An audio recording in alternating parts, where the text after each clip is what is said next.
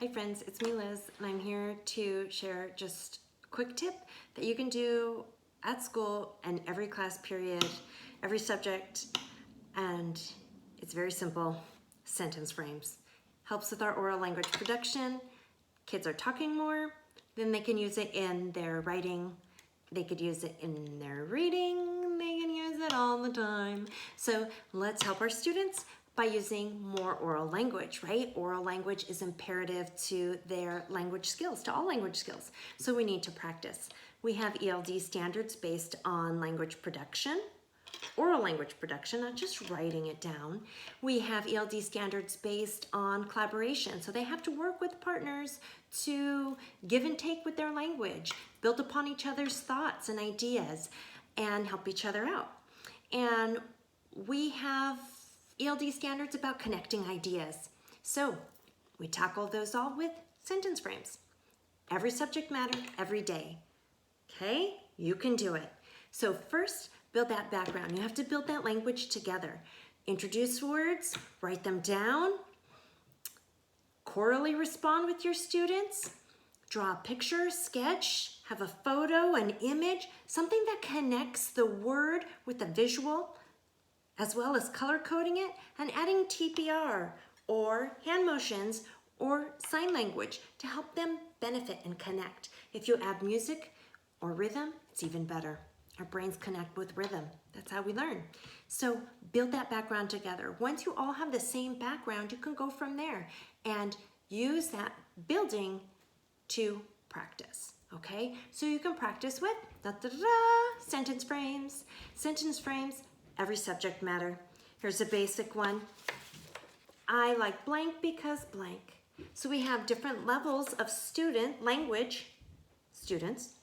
in our classroom. So we have to make sure that our sentence frames are also varied languages. No, varied levels. One language, but do make connections with home languages. It helps to inspire students and it helps their language connect. Oh, those are similar. Okay, so let's connect their native language or their home language with the classroom language. Slip up, but I fixed that. Okay, here's another one. Here's one for literacy. The main character is blank because blank. So give them the opportunity to use these sentence frames to chorally respond with you, then to turn and talk with a partner or break it online on Zoom or whatnot, or in breakout rooms. Record it on Flipgrid, record it on Seesaw. That's gonna give you a lot of feedback. It'll let you know what academic language they're using, how fluently they're using it, and do they actually know the answer? Gives you a ton of feedback. Here's another simple one. The girl is, right? Are they adding S's? Do they not have an S that they need? We're always looking for that and listening for that. I'm not talking about crazy, I'm talking about listening. Listen. We know that different language backgrounds come with different pieces. Some languages add S's, some languages take out S's. Some languages don't have specific words. We have to really teach that to our students. Otherwise, they just don't know. Some languages don't have plurals. Okay, we gotta practice, we have to build. They're not gonna know. You have to explicitly teach them and then apply them in sentence frames. Here's one for Math Talks. I agree with blank because blank. So somebody does the math problem, say they do it on Pear Deck and they want to explain. So I did a math problem, my addition problem was 3 plus 2. I used 3 red circles and 2 yellow circles to equal 5. And maybe somebody will say, maybe Donna will say, I agree with Jack because the manipulatives or the pictures match the numbers. But maybe David will say, I disagree with Donna because 3 is this many and she had 3 is this many. Who knows? But it'll let you know and give you feedback on their thinking as well as that academic vocabulary and the fluency. How are they putting it together? Is it jagged? Is it fluent? Are they adding sounds? Deleting sounds? Here's one for Cell. Very important to build our social emotional learning right now. And here's one. My name is blank. Yes, it's basic, but we need help with this. I don't care which country I go to, every language, I need to know how to say this. It's basic. Okay, so let's start there. And we need to build our classroom community, and knowing everybody's name sure is helpful. Here's another one. I am special because.